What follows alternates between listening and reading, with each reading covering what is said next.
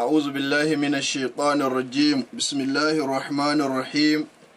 والصلاة والسلام على رسول الله صلى الله عليه وسلم أما بعد السلام عليكم ورحمة الله وبركاته. Muna matuƙar godiya ga Allah subhanahu wa ta'ala da ya ba mu dama da iko na dawowa a cikin wannan hili namu mai tare albarka, hili da muka sa wa suna likitanci a addinin musulunci, wanda yanzu haka kai tsaye kuke kallon mu daga nan farmasi Islamic Rahama da take ƙasar Nijar a cikin garin Tawa, karce Kufantawa. Ina addu'a ta alkhairi zuwa ga 'yan uwa musulmi maza da mata da ba su da lahiya gida ko asibiti. Allah ka yana mai ba da lahiya, Allah ka ba su lahiya. Ina addu'a ta alkhairi zuwa ga 'yan uwa musulmi maza da mata da suke neman haihuwa. Ya Allah kai ne wanda kake bayar da haihuwa, Allah ka taimake su da 'ya'ya na gari. Ina addu'a ta alkhairi zuwa ga 'yan uwa musulmi maza da mata da suke neman aure. Idan maza na, Allah ka taimake su da mata na gari, idan kuwa mata na, ya Allah ka taimake su da maza na gari bi rahmatika ya arhamur rahimin. Ba za mu manta da 'yan uwa musulmi maza da mata da suke bara addu'a ta halussan mu. Allah kai na mai biyan bukata, kuma ka san bukatocinmu na alkhairi don kyawun sunayen naka mafi kyawu, inda in aka roƙe ka kana karɓawa. Allah muna roƙonka da sunayenka mafi kyawu. Bukatocinmu na alkhairi da na 'yan uwa musulmi gaba ɗaya Allah ka biya muna bi rahmatika ya arhamur rahimin. Insha Allahu yau rana ce ta alhamis, yau alhamis, ranar alhamis wadda ta yi daidai da 28 ga wannan wata mai albarka, wata na 7 na musulunci shine Rajab. Hijira ta manzo sallallahu alaihi wasallam daga Makka zuwa Madina shekara 1440, wanda ya yi daidai ga wata na masu amsa albashi ga hukuma, wata na Afril shine watan 4, ya kwana 4 miladiyar aihuwar annabi Isa ɗan Maryam 2019. Allah ka taimake mu. A maudu'in mu na yau insha Allah, 'yan uwa musulmi, za mu gabatar da shi ne dangane da ilaji iltihabul kabd, wato hanyoyi waɗanda ake bi a likitanci na musulunci don warkar da cututtuka na rashin lahiya, abin da ya shahi matsaloli na anta ta ɗan adam, wato tana kamuwa da cututtuka na rashin lahiya. Allah subhanahu wa ta'ala wato ya halicci abubuwa masu yawa masu fa'idodi, fatabarakallahu ahsanul halikin. Allah ya kyautata halittar ɗan adam. A cikin ɗan adam akwai abin da ake ce ma anta, shine alkabdu. Ita wannan anta tana da matuƙar fa'idodi wato a cikin jikin ɗan adam, wanda wannan anta ita ce asali, wato kusa gare ta akwai wani abu da ake ce ma fankriya, wanda shi wannan fankriya a cikinsa akwai wani abu da ake ce ma insulin, wanda wannan insulin shi yake tsargowa sai ya wace sikirkin da ɗan adam yake ci yau da gobe a cikin abubuwa na ci na rayuwa. Saboda haka Allah subhanahu wa ta'ala ya daidaita tansiyankin ɗan adam, an daidaita ita ta kasance abin da za a iya ce ma normal shine a ce dose, a ce weight. Allah ya daidaitar da diabetkin ɗan adam, sikirkin ɗan adam, wato abin da ake ce ma normal ma bai na sanven wasu asondis, ma'ana kada diabetkinka ya yi sama ga 1.20 kuma kada ya yi ƙasa ga ainihin 0.70. sa'an nan Allah ya daidaitar da zahin jikin ɗan adam, Allah ya yi su akan 37 degree, ma'ana kada ya yi sama ya kai 38 ko 39 zahin jiki ya hau, kuma kada ya yi ƙasa ga 36, an gane ko, sai a ce zahin jiki ya yi ƙasa. Sa'an nan Allah subhanahu wa ta'ala ya daidaitar da bugawar zuciya na ɗan adam. Bugawar zuciyar ɗan adam yana kamawa daga 60, wato abin nan daga 70 zuwa 100 kenan iya hauda bisa ga abin nan 100 yayi yawa, iya yau ƙasa ga 60 yayi karanci, zuciya ba ta bugawa da kyawu kenan. To waɗannan abubuwa duka Allah subhanahu wa ta'ala ya daidaitar da su. Saboda haka sai Allah subhanahu wa ta'ala ya daidaitar da tsari na zuciyar ɗan adam. Ita wannan zuciya abin nan anta tana kamuwa da cututtuka na rashin lahiya, wa'annan ainihin wato cututtuka ana ɗauka suna ta ɓangaren jima'i ko ta ɓangaren maniyi ko ta ɓangaren ba haya da sarwa abubuwa. Shine sai likitoci malamai suka fara da cewa waza'iful kabdu, yana da kyawu mu fahimci menene aikin da Allah ta'ala ya ɗora ma anta. Shine yace ya qumul kabdu bi takhzinul fitaminati, lalle ne ita wannan anta ta ɗan adam tana tsayuwa ne game da taskancewa vitamin wal jolokiz da sinadari na aljolokiz wal hadid da ainihin sinadari na alhadid allazimu lil jism wanda yake lizimta jikin ɗan adam. Ya amalul kabdu, anta take yin aiki ala izalati sumum wajen ɓangaren gusar da maito min al'aba'imatu daga abubuwa na ci. An gane ko? Kenan abubuwan da ɗan adam yake ci suna ɗauke da maito wanda anta take ƙoƙarin gusar da waɗannan abubuwa. Salisan na uku, ya amalul kabdu, anta take aiki aidan ala tasni'ul asaratal kabdiyya, cikinta ne waɗannan ruwa suke hitowa zuwa ga ezai, wanda shi wannan ezai amfanin da yake yi shine lokacin da ka ci abinci mai maski iya tsargo sai shi narke wannan ainihin wato maiko, shine ake ce ma almirariya, ezai kenan. Wanda shi ezai kin ɗan adam yana iya rayuwa ba da ezai ba a cikin rayuwarsa kuma ya rayu. An gane ko ana istihsalil mirara, ma'ana in aka samu wata ƙasa cikin ƙanatil mirariya, ma'ana ƙasa ta shiga cikin jijiya wadda shi ezai yake biyowa, ko kuma shi kan shi ezai ki wata ƙasa ta shiga cikin ta tare ruwan da suke hitowa, sai ya kasance rashin lafiya ga ɗan adam. Likitoci na bature babu abin da sun ka iya yi illa a fitar da ita, a jefar da ita. Ana wannan kuma ba tare da ɗan adam ya halaka ba, zai iya rayuwa, domin akwai abubuwa da yawa cikin jikin ɗan adam waɗanda ana ɗebe su mutum ya rayu wato ba tare da mutuwa ba. Daga cikinsu kaga akwai ezai, ana iya ɗebe wa mutum ezai a jefar da shi gaba ɗaya ka zauna baka da ezai. Daga cikin kayan cikin ɗan adam akwai gilibba, za ka iya rayuwa da gilbi guda. Awo sai dai ƙarhin aikin da za ka kasancewa kana yi a rayuwarka ya ja baya bisa ga mutumin da yake da gilbi burawi. A gani ko cikin rayuwar ɗan adam ana iya ɗebe masa wato abin na abdihal, shine rat, ma'ana saifa, wannan wadda ke kotanka na hauni mai kama anta, ita ce rat, ana ce mata abdihal da larabci. Ana ɗebe mu mutum ita ya rayu, tare da cewa likitoci su yi kai kawo wajen ƙara ma juna ilimi. Wasu suke ganin bayan shekara 7 babu wani amfani da saifa take yi a cikin jikin ɗan adam, wasu ke cewa ba haka na ba, amma duk da haka ana iya ɗebe saifa mutum ya rayu ba tare da ya mutu ba. Ana iya ɗebe ma mace ma'aihuwa ba ta aihuwa, ana iya kaza, ana iya kaza. Akwai abubuwa da yawa cikin jikin ɗan adam waɗanda ana iya ɗebe su mutum ya rayu. Hatta ita kanta anta, in mutum yana lafiyayye ƙosashe ta kamu da rashin lahiya, ana iya yanke wurin nan da ta kamu da rashin lahiya kuma daga baya sai ta tofar da kanta. Ina fata ana gane, muddin abun bai kai kashi 1 daga cikin 3 ba nata, to Allah ya taimake mu. To shi na yake ce a arada iltihabul kabdu, alamomin da za ka iya fahimta cewa ka kamu da rashin lahiya na anta.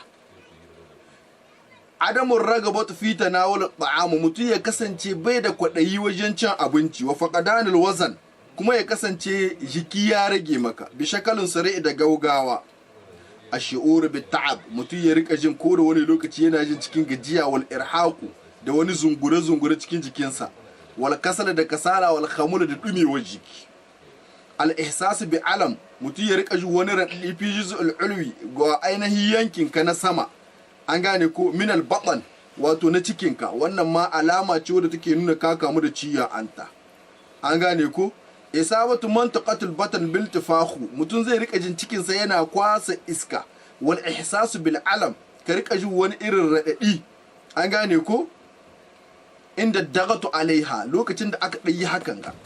aka bubbuga cikinka zaka ji ciyo, to wannan lokaci yana nuna maka an ta kamu da rashin lahiya. Isabatu ash-shakhs bit taqayyu wal githyan, mutum ya kamu da ruhewar zuciya da yawan amai, wannan ma alama ce wadda take nuna ɗan adam ya kamu da ciya anta. Al-isabatu bi irtifa'u darajat al-hararat al-jism, zahin jiki na ɗan adam ya rika hauhawa wato wannan ma alama ce da take nuna an ta kamu da rashin lahiya.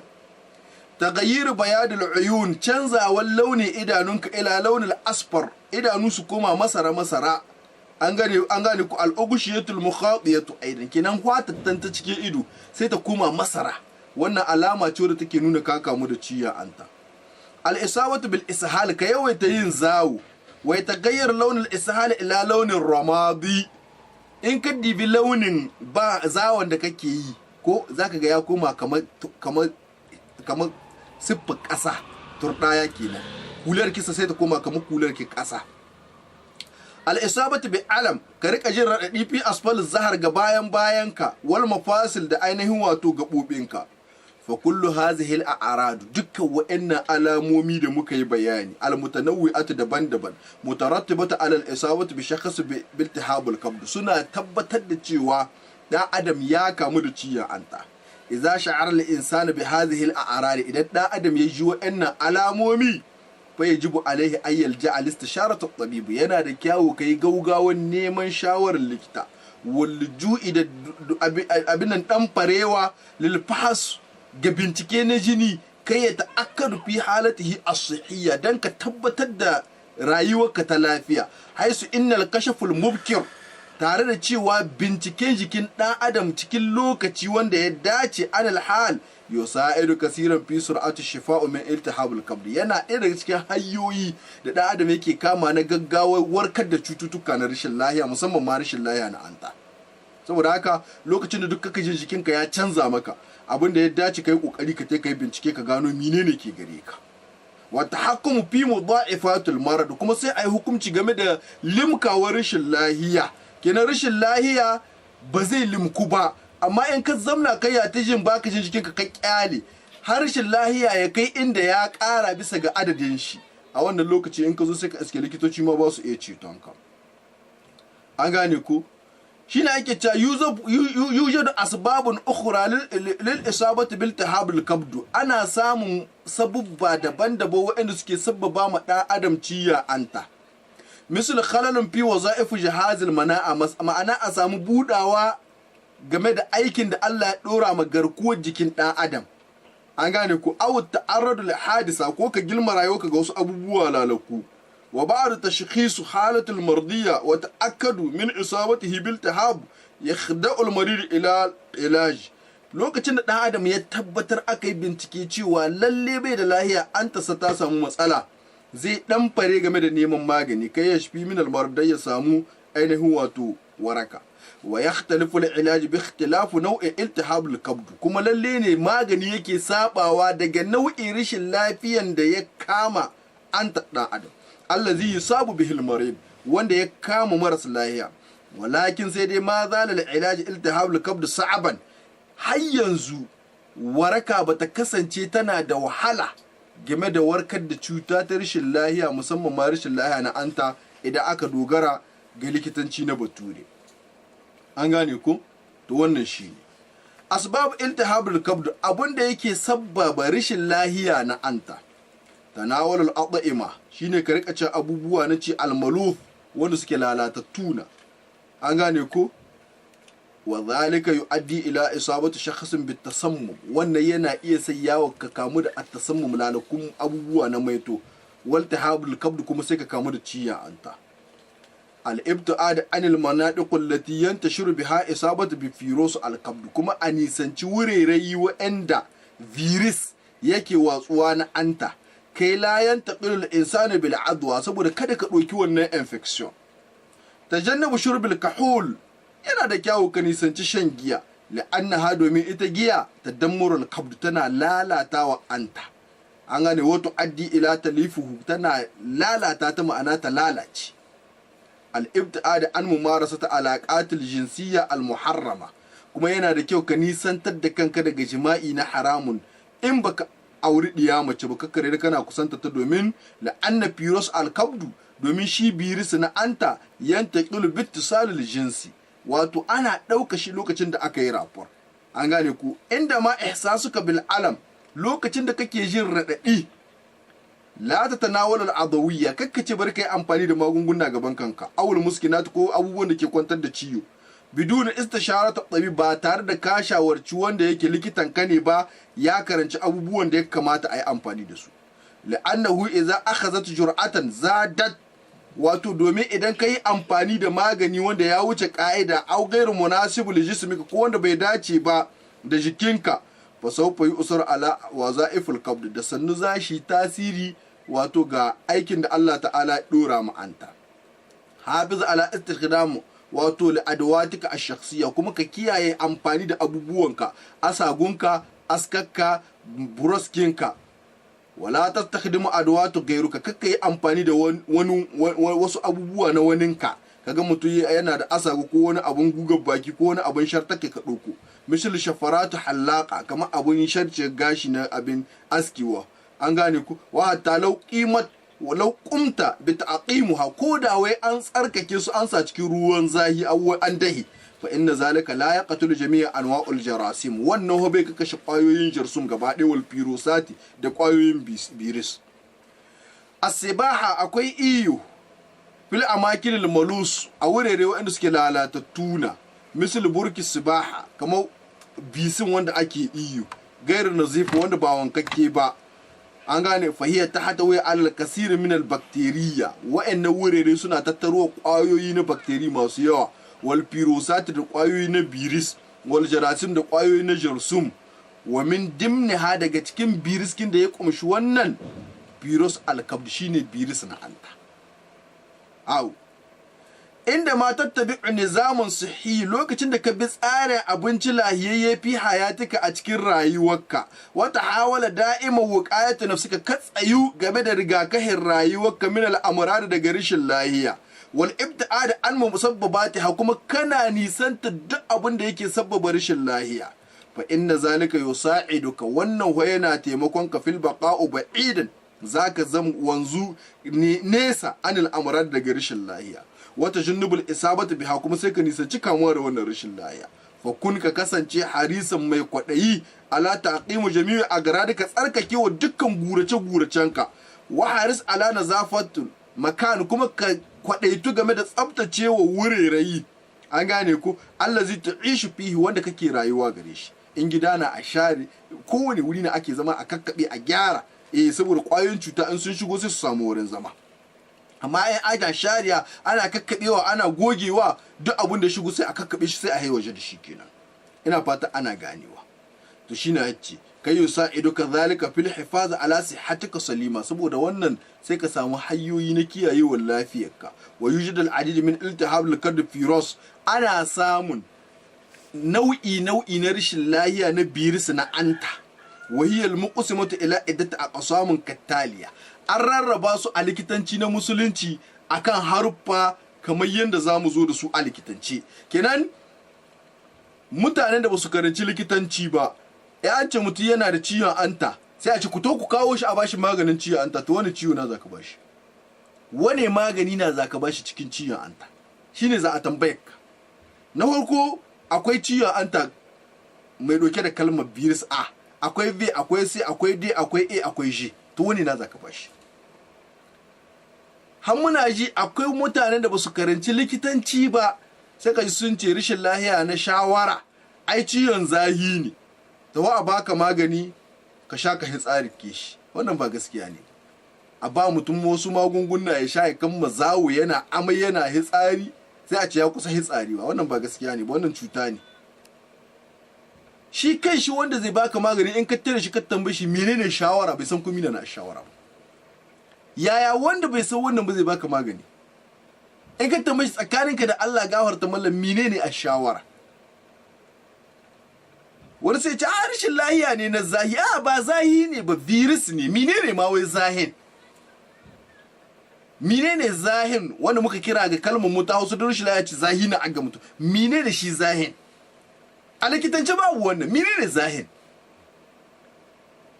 sai ka haɗe shi menene shi zahin nan au to wannan duka su ne abubuwa waɗanda mutanen da ba su karanci likitanci ba yana irin yan gaba ya nuka su ta faɗa su ce awo an ce kaza alhali ba ta yi wa irin waɗannan matsaloli mayya irin su ciyon anta irin su ciyon gilibba irin matsalolin aihuwa da makamantansu wallahi in mutum bai karanci likitanci ba babu ta hanyar da zai kulle a cikin wa'annan abubuwa, saboda abubuwa na masu sarƙaƙiya. An ce mutum bai aihuwa kace zaka bashi magani, wani magani na zaka bashi? Dabar kakin ka fara bashi magani a ka'ida sai ka sashi ya ta yayi visit, an tabbatar menene ya hana mishi aihuwa. A likitance wani ke muku bayani ba, inda tsari na za a bi na karatu na ilimi kuma yanda abin yake, to sai ka tura shi yayi visit, ya bada maniyin shi a auna a gani shin kwayoyin maniyin shi ne abbasu da diya ko kuma adadin diyan na abbai kai ba. Kaga sai an tabbatar da wannan, sai a bashi magani. In mace ce tace ba ta aihuwa, ai ba maganin da zaka kula ka ce a mace a ta ba ta sha ta aihu, saboda girma Allah ka tambaya menene hana ta aihuwa. Abubuwan da suke hana mu mace aihuwa suna da yawa, kai wani gina ka sani daga cikin su, kai bayanin ɗaɗai wanda ka sani wanda ga hana mu mace aihuwa. Kaga a likitanci baka san wannan ba, saboda haka shishigi ne a cikin likitanci bisa ga irin wa'annan mayya abubuwan da sai an yi karatu. Abubuwa da yawa ba da an ce mace ba ta aihuwa ba sai a ce ga magani a bata ta sha za ta aihu, to wani maganin na an ka bata? A ƙa'ida wani na ka bata? Na farko in turab falabcinta sun kai bushe sun ka ruhe ba ta samu aihuwa saboda ƙwayoyin mani ba su hituwa. Na biyu akwai abin nan almuvidaini shine over kinta, yana zan kamuwa da cancer, yana kamuwa da kyst over, yana hana mu ɗiya mace aihuwa. Na uku akwai ainihin wato matsala ta ma'aihuwa, in mace tana da matsala ta ma'aihuwa ko sultanin rahim ko sultanin unuqur rahim, cancer col de l'utérus ko cancer uterus, yana hana mu ɗiya mace aihuwa. Na hudu akwai iltihabur rahimul laifi shine fibrom, cikin ma'aihuwar ɗiya mace ƙuraje na hituwa, wanda ko da mace ta ɗauki ciki ɗan ɗa bai iya zamnawa cikin ma'aihuwarta, dole sai ta yi ɓannan wannan ciki wata ɗaya ko wata biyu, in ta ma yi sa'a na ta ɗauki shi ma shi na hana mace aihuwa. To wani na daga cikin su kan bata,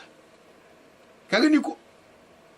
Shi sa a ilmance an ka zauna ana bayani da ilimi da to sai ka gano ashe akwai kurakurai da yawa da ake tafkawa.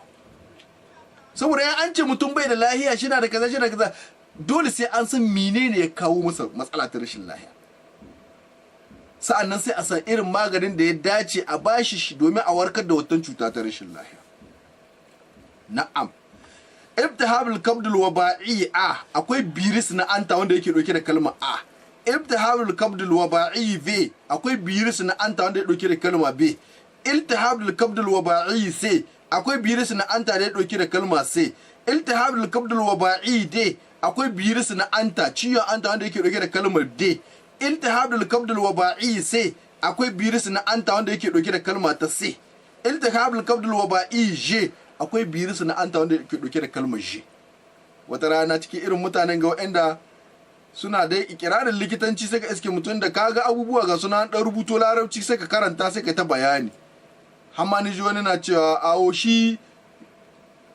virus ke anta, awo in ka kamu da kalma A ana nan in ba a magance ba sai ya zan B, in ba a magance ba ya zan C, in ba a magance ba to kaga su likitoci da sun ji wannan sai ce wannan ma bai taba sanin komai na likitanci ba. Wallahi mutane kullum mutum ya tsaya inda Allah ya tsaye shi, duk abin da baka karanta ba kakkare da kai kuskure bisa gare shi, kuma musamman ma kuskure da ilimi, saboda kai ka san baka karanci wannan abu, to me zai sa ka yi bayani bisa ga wannan abu? Al'amari na likitanci al'amari ne wanda Allah ya jingina rayukan mutane ga bayan Allah.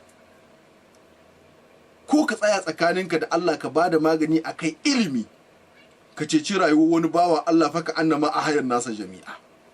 za ka samu lada wurin Allah kamar ka raye mutanen duniya na. Ko kuma a'a kai ta taɓargaza saboda baka da mai tugumarka, kai ta ba mutane magunguna ba bisa ga ƙa'ida ba, ka halaka wasu ka kashe wasu, faka annama qatalan nasa jami'a, sai ka samu zunubi wurin Allah kamar ka kashe mutanen duniya na gaba daya. Kakka dubi amfanin da za ka samu a cikin abun, ka dubi zurhi ilimin ka game da wannan abin. Shi wanga abu da an kai min tambaya akan shi na san shi na, in ban sani ba to magana ta gaskiya ga matsala da kun ka zo da ita ni dai ban sani ba. Wannan shine tsari na likitanci, kuma shine adalci wa rayuwa. Wannan abu ni ban san shi ba, saboda haka zan tura ku wuri kaza ku tai ku tambaya, in Allah ya sa an sani to sai ai muku bayani. Wannan shine a gaskiyar magana. amma lokacin da ka doge bisa ga abin da kaga shi mutumin da ya ce virus na anta an kwambi sai ya zama sai kaga a likitanci ma sai a san kuta bai taɓa karatun menene virus ba tunda kowane virus kin nan yanzu za ku saurare mu akwai hanyoyin da aka ɗauka shi kowane virus daga cikinsu akwai hanyoyin da aka ɗauka shi akwai wanda sanadiyar wani sai wani shi samu shi ne ce asbabul isawatu bil tahabil kabd al firosiyya abinda yake sabbaba ɗan adam ya kamu da ƙwayoyin virus na anta iltihabul kabdu rashin lahiya na anta wanda yake ɗauke da hepatitis A kenan wa sababul isabatu bi hazal virus abinda yake sabbaba kamuwar ɗan adam da wannan virus ana sauraro ko huwa tanawalu ta'am shine mutum ya ci abinci aw ma'un ko kuma abin sha malus wanda yake lalatacce walakin sai dai hazan nau'u wannan nau'u min iltihabul kabd na rashin lahiya anta la ya tahawwalu bai juyawa liltihabul muzmin zaman to rashin lahiya mai lazimta da adam wa yumkinu shifa'u minhu fi waqtin qasir ana iya magance shi kai tsaye iltihabul kabd B virus hepatitis B kinnan wa sababul isabatu bihi huwa intiqalu damu abin hayyar da aka ɗauka hepatitis B shi kuma hayyar ɗauko wa jini an gane ko intiqalu damul malus a ɗauko jini lalatacce an gane ko lil insani ga dan adam sawa'un kana zalika bi sababu naqal damu ta hayyar ɗibo jini aw haqqanul malusa ko kuma a sai maka wata allura wadda take lalatacce am ittisalil jinsi ko kuma saduwa bi shakhasun musabu in mace tana ɗauke da wannan virus mai hepatitis B da miji ya sadu da ita sai shi ɗauka ko kuma in namiji na ɗauke da wannan virus mai hepatitis B da ya sadu da mace tana iya ɗauka shi wannan shine hanyar da ake ɗauka hepatitis B iltihabul kabd C virus wanda yake ɗauke da kalma ita kuma sai wayan tuqulu hazal virus ana ɗauka wannan virus ana fahimta ko lil insani ga ɗan adam bi sababu talwisul haƙan saboda lalacewa allura aw damu ko jini wa huwa ya atabir virus khatir ana ɗaya daga cikin viruskin da ake lisawa shi da mafi haɗari wa yahtaju lil kasir min al ilaj yana da buƙatar magani mai yawa wa yusar kasiran alal kabd yana yin tsananin tasiri wajen cuta ma'anta shi virus mai ɗauke da kalmar C iltihabul kabd D virus wanda yake ɗauke da kalmar D hepatitis D wai tun mu intiqala hazal virus ana ɗaukar wannan virus aidan min khilal talwusu dam ta lalacewa jini wata salil jinsi ko kuma bangaren rapport sai ka ɗauke shi iltihabul kabd A virus wanda yake ɗauke da kalmar A shine hepatitis A wa sababul isabatu bihi huwa talwusu fi ta'am shi kuma har yadda aka ɗauka hepatitis A lala abinci aw sharabu ko abin sha allazi yatanawalu hul insan wanda dan adam yake sha to kaga shi kuma har yadda aka ɗauka shi